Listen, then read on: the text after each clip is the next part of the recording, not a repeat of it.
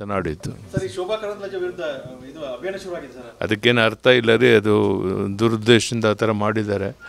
ಅವ್ರು ಒಳ್ಳೆ ಕೆಲಸ ಮಾಡ್ತಿರೋದನ್ನು ಸಹಿಸ್ದೇನೆ ಆ ಥರ ಕೆಲವರು ಮಾಡಿದ್ದಾರೆ. ಅದಕ್ಕೆ ಯಾವುದೇ ಕವಡೆ ಕಾಸಿನ ಕಿಮ್ಮತ್ತಿಲ್ಲ. ಸರ್, FSL ವರದಿಯಲ್ಲಿ ಪಾಕಿಸ್ತಾನ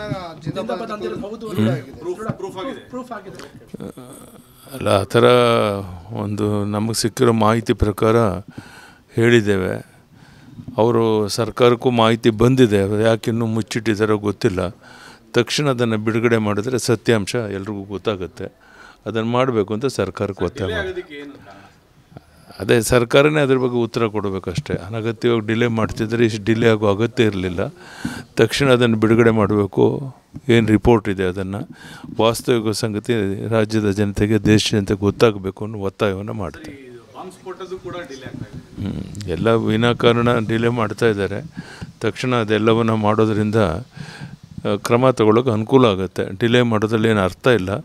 ತಕ್ಷಣ ಅದನ್ನೆಲ್ಲ ಮಾಡಬೇಕು ಅಂತ ಒತ್ತಾಯ ಮಾಡ್ತೀವಿ.